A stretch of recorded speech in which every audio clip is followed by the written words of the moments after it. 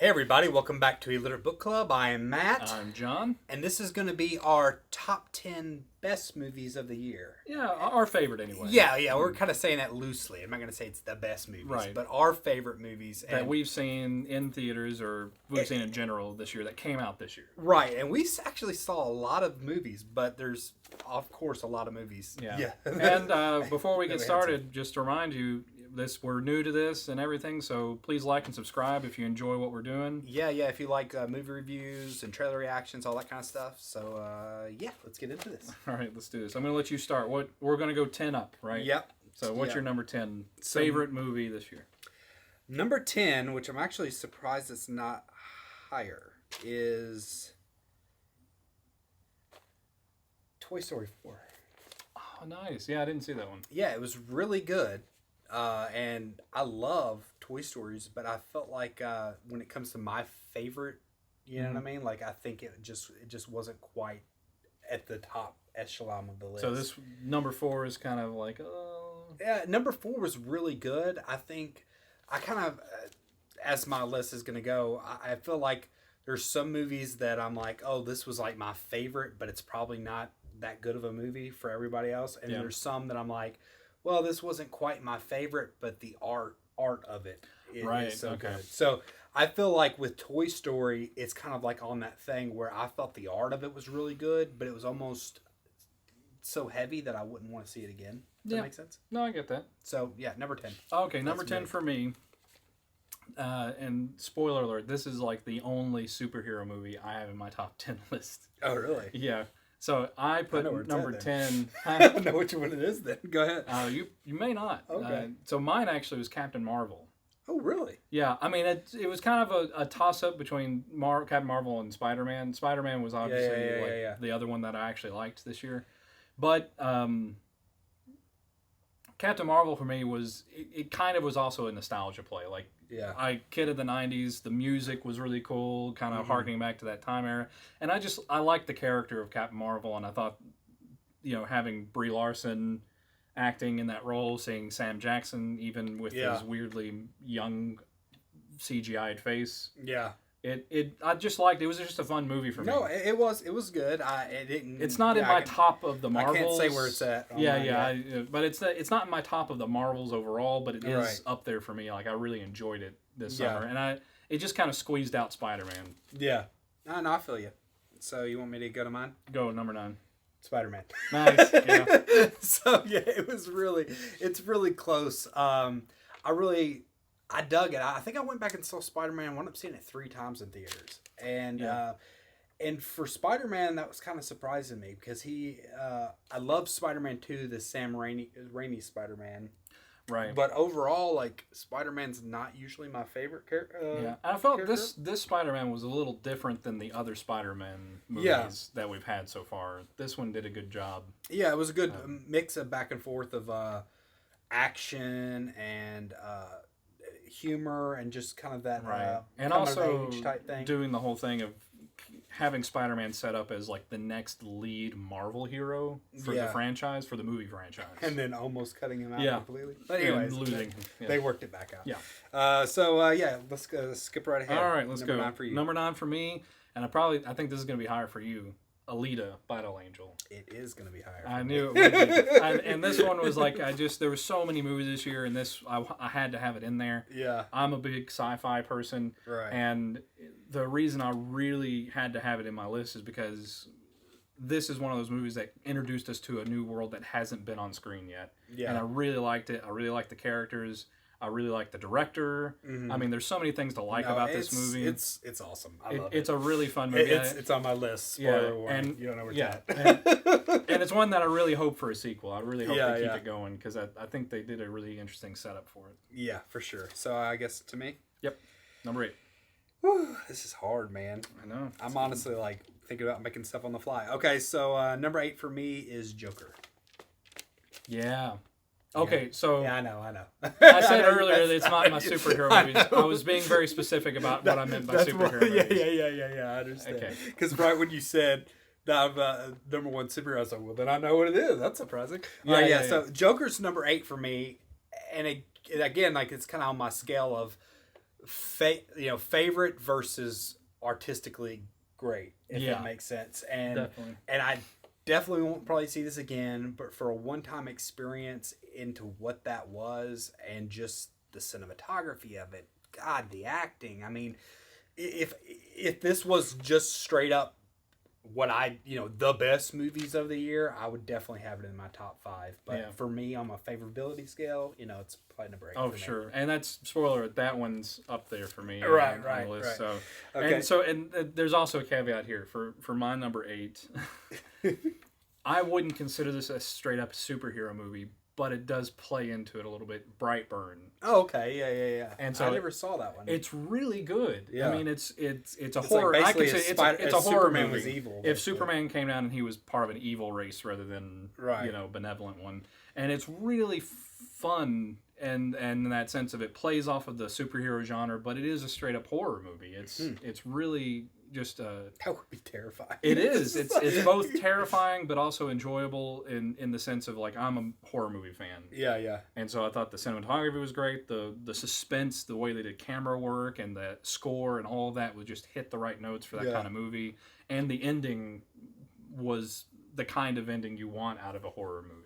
Yeah. And it was pretty satisfying to watch as a fan of that genre. And so again, I might have to go check that out. Yeah, it's worth watching. It is, if you're not a scary movie person, I wouldn't recommend it because it gets pretty tense and can get a little brutal, but I thought it was really good. For sure. Okay. So give me some more things to think about. Yep. All right, so my number 7, Ford v Ferrari. That's one that I hadn't seen, but I wanted to see. And two great actors. Really cool story. Yeah, it's fun when it needs to be. It's emotional when it needs to be. It's intense.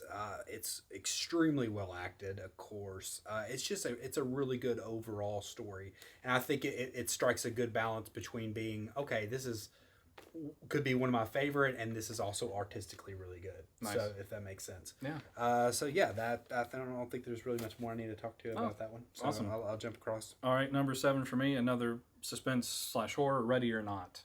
Okay. That was one of those. It also was a little bit of a surprise to me because I knew it looked fun. The setup of it, this woman's getting married into this really rich, eccentric family. Mm-hmm. They have to play this game as part of their tradition, and it turns out they want to murder her. Kind of thing. And so that's sort of the setup that you get in the trailer, and it takes really fun turns. It's one of those that I would compare to like Cabin in the Woods, where it's horror-esque, but it's also comedy, and it also throws some really interesting left turns at you. Yeah. To make it, not what you expect. Mm-hmm. And so that was one of those that I saw it twice. Yeah, I remember you were really high on the review of that. And it's one of those that I can just come back and watch it again and again, and that'll be one that'll probably come up again for like just when I want to watch a good scary movie, but it's also lighthearted. Lighthearted, and it has some good laughs in it. Yeah. Yeah, and there's some movies on this that aren't on my list. I'm so surprised. Just how good this was a great year for movies. Yeah. Okay, so I'm at number 6. Yep. Okay, number 6 for me is confusing. Can you read your writing? Oh, there it goes. No, because this list was really hard. Okay, so number 6 for me is How to Train Your Dragon. Oh, nice. That's a series that I've always heard good things about. Yeah, and and the reason why it was so hard for me to find is because I literally had to draw an arrow up and put that back in there because I'm like, oh my gosh, it was so good. And I was surprised that I liked this more than the Toy Story because as far as animated movies go this year, but man, it was really good. I was surprised at how good this movie was, and it really touching, really fun, beautifully animated, pretty much everything that you could want out of a trilogy, and it's really one of the better trilogies that are there, especially in film, honestly. But go ahead. Cool. All right, I like it.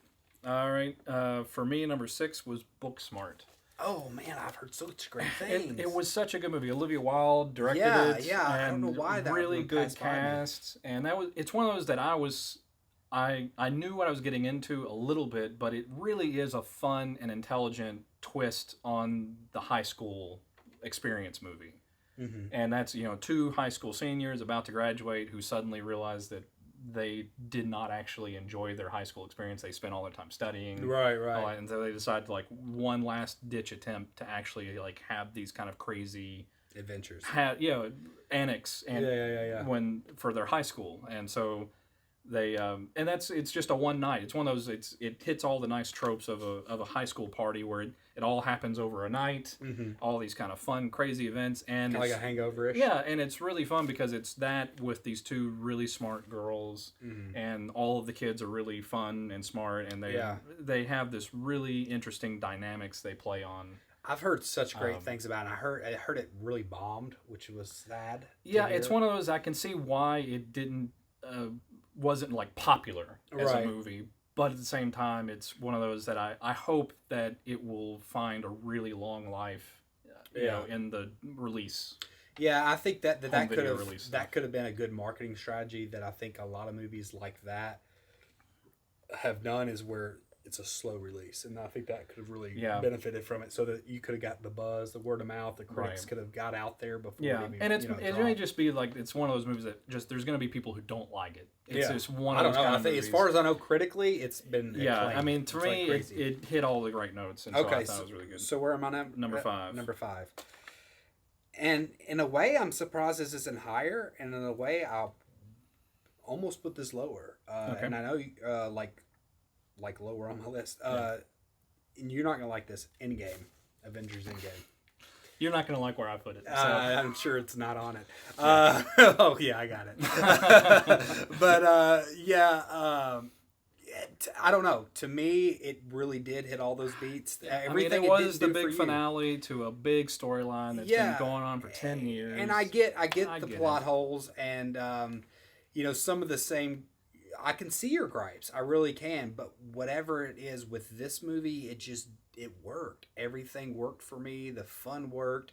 I know there's a lot of plot holes. I get a lot of that. At the same time, just so much of the brilliant stuff to me of just, the cinematography is incredible. The action's incredible. I get all that. But all the acting, you love these characters. These characters, unlike certain other movies, I feel like these characters have earned some of the mind-numbingness. You know what I mean? Like, to a certain degree, and then just the brilliance of, like, to me, waiting all this time to this specific moment, it's like it just brought something completely out of a comic book, where you had these two forces going against each other, and that Avengers assemble. You know what I mean? So many things that we've been waiting for in movies. Yeah. Anyways, go ahead. I know. You I love it. Okay. Anyway, so for me, number 5, I wanted this to be higher, but it just got squeezed to the bottom of my 5. Yeah. Knives Out. Really? Okay. I mean, I like, the ones that are above it for very specific reasons. Right. But this was hands down the most fun movie probably of the entire year to me. Like, I love this genre of movie where you're, the murder mystery, the whodunit, but the entire cast is amazing. Yeah. The writing was sharp and on point. Yeah. And it was just a great movie. Yeah. I mean, it was really good. I have to agree with pretty much everything you're saying. It didn't quite make my bottom 5 because it's my number 4 is Knives. Yeah. So since we're right there, Yeah. So Knives Out. It was excellent. Like I said, it was one of the most fun I've had in the theater. Like, it just seemed wall to wall laughs, and at the same time just being a very clever and fun story, and a completely, like, I don't know if you said twist on the the twist. You know what I mean? Definitely. It was so good. It was so well acted. All the characters were great. I'm right there with you. So I already did my number 4. Then all right, my number 4, and this is one I'm pretty sure you haven't seen. It's called The Man Who Killed Don Quixote. And so this was the Terry Gilliam movie that came out, and it's been he's been trying to make this movie forever. And so people who are a fan of him and his directing, of course, Monty Python was his start. Okay. He was the artist and the director during Monty Python's heyday. And so this is a movie he's been trying to make since like the 80s, I think. Okay. He's had so many things go wrong, and he finally gets it made with Adam Driver, as the lead, and it's just a quirk. It's his style. Like, if you're a fan of him and his style, he did 12 Monkeys, he did Brothers Grimm, and I could go on and on, but he has a very particular style that I'm a big fan of, and this movie I think was really worth his efforts. And it's a really interesting story. All the things that he's good at, he does well. And that being said, it's crazy to me. Adam Driver's had a great year. And he's a good actor. Just like skyrocketed in his roles over the last couple years. Yeah, and I mean, honestly, and even the movies that I didn't like, he was the best part of. If that makes sense. Yeah, he's no doubt a good actor. Yeah, for sure. I hear Marriage Story is excellent. We haven't got to that yet, but it's way up there on my list to next to see. All right, that's my number 4. You're number 3 now. So you're gonna hate me for this one. Probably. You're gonna really hate me for this. Okay. But it's again favorite. Yeah. And this was one of my favorite cartoons when I was a child. It had some of my... Just spit it out, man. Aladdin. Okay. Aladdin. Okay. At least it's not the Lion King. No, hell. Okay. Anyways, no, Aladdin.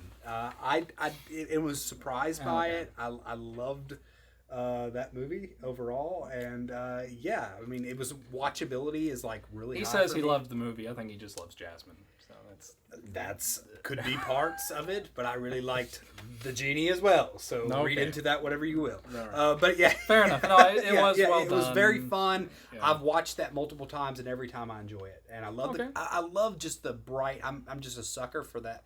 The very vibrant, bright colors schemes. Sure. I mean, it looked like a live-action Disney cartoon. I mean, they did a really good job on the design. I just, like I said, I love that whole costume element, basically the entire thing. Go ahead. Okay, so what are we on, number 3?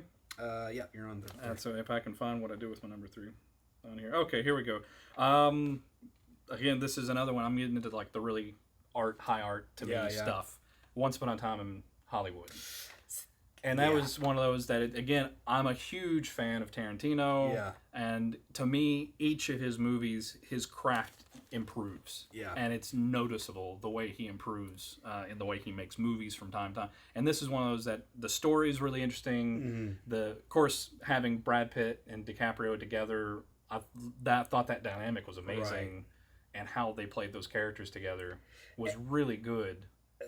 And so it hits a lot of good notes for me as a fan. I have to kind of bounce off of what you're saying on that because I so wanted to put it on my list, and it's not. But it's like it was really up there with me, and I think if it would have been again favorability versus best, I think it's definitely one of the best movies. I think it was.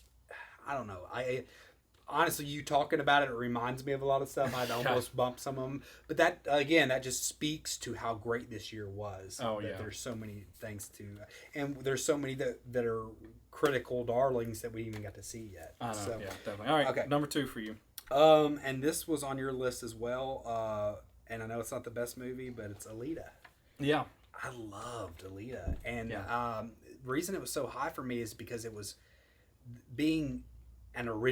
somewhat original. I know it's an adaptation of a manga or whatever, but it was a completely different type of thing that I've ever seen, and yet I instantly love these characters. Whereas with Aladdin, I'd loved them from the 90s. You knew them already. And honestly, those two were going back and forth, but I'm like, no, I'm going to reward something that blew me away and I didn't even know about it. If that makes sense. That's why I had to have it on my list too, because like I said, it's an introduction into a new world that we haven't seen on screen. Right, before. and I think I've seen it 3 or 4 times, and every time I've loved it. And, it is. It's just an enjoyable movie, an enjoyable world. I know it's on the brim and of profitability, and I know that Disney bought out Fox, but I really hope it's one.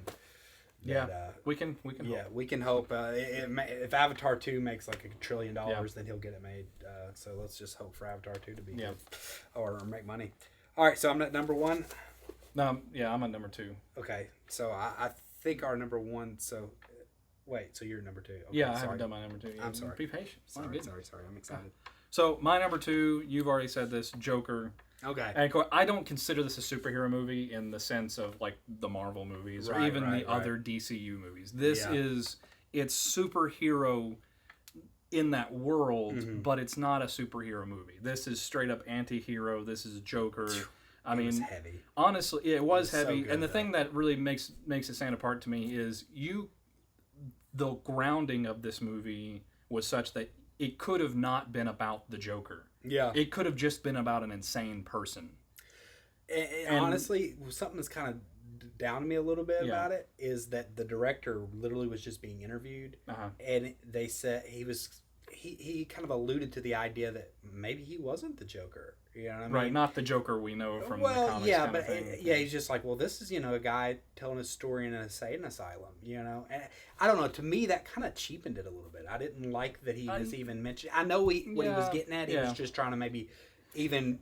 I'm not saying like more disillusion there. This is the thing that I've been missing. Like the only reason I like it being tied to superhero movies is I want, just like Logan, I want to see more of those really good hard stories to tell in the movie representation of comic books, because I love Marvel's Juggernaut for what it is and for what DC's tried to do to keep up in the movies, but one of the beauty of the comics genre is that it has a really wide berth of types of stories it tells. Yeah. And this type of story is really underrepresented. Yeah, for sure. So I think that's one of the reasons I really liked it. But also, it's just a really well-crafted movie. Excellent. Every scene. Joaquin Phoenix, dude. I mean, I think he's going to win the Oscar. I hadn't seen all the other performances. I hope so. I mean, I know he's going to be nominated. His performance, this movie doesn't exist without his performance. He's in like almost every scene of the dang movie, unless it's a B-roll shot. Yeah, he's every moment has this like amazing tension to it, brought to life by his acting. Anyway, I could go on and on about it. It's just a really great movie. Okay. So do we want to say number one at the same time? We agree. We have the same one. Jojo Rabbit. So if you saw our review of this movie, you know how much we love this movie. Yeah. I knew once it wasn't. It didn't show up anywhere else. This was not gonna not be on the list. Right. I mean, it's. Yeah. I mean, the director already loved him. Yeah.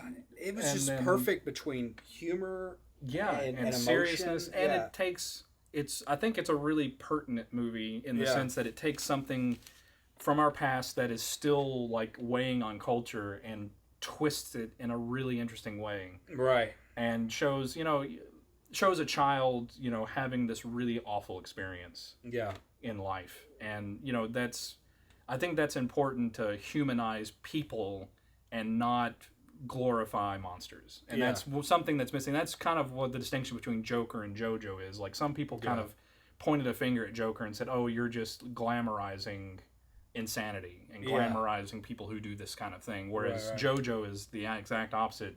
It's showing a kid who's trying to wrestle with this stuff, and it's both enjoyable and really rooted in something serious. And just like I said, Taika just struck such a balance with that movie. And I don't know if it's something I can go watch right back again, but I mean, I wouldn't mind seeing it again. Yeah, I mean, the humor and the quirkiness of it is just unparalleled for taking its content. There was just so many layers to this movie to me that I felt like you had, like the way the cinematography would do, you would have, it would change with the way his understanding was changing of the situation. You know what I'm saying? Right. Like it would start to, at first it was like a big fairy tale, what was going on, and then you just start seeing this becomes realer and realer, and then the same kind of situation was going on. It was being like paralleled with his version of his imaginary friend, who was quirky and goofy at first, and then started be turning a little bit harsher and darker and hostile. And so and there's even more layers I can't even think of. But it was just it was great excellent movie. And that's like why that and Joker were at my top, because both of them, and JoJo especially, it's a movie that actually every moment of this movie is about someone's journey and experience and a character developing. Right. And that's something really hard to do. Yeah. And that's why it's above, all these action and all these great movies for other reasons. This one has all of those things that we like, plus this really great story of a character maturing and developing and in certain ways. 100% agree, and I think like if Joker wasn't so heavy, then I, like I said, this strikes a great balance of being favorable and being the best in my mind. And so, but, hey, look, that's just our list. Drop in the comment section below. Let us know, what is your list? We're always excited. A lot of times y'all tell us movies we haven't even heard of. I mean, there's so many we haven't seen this year. There's so many that came out, and let us know what you liked. Maybe you disagreed with our list completely. Right, for sure. Be sure to like and subscribe, or if you hate us, hit the dislike twice. And we'll see you next time. Bye.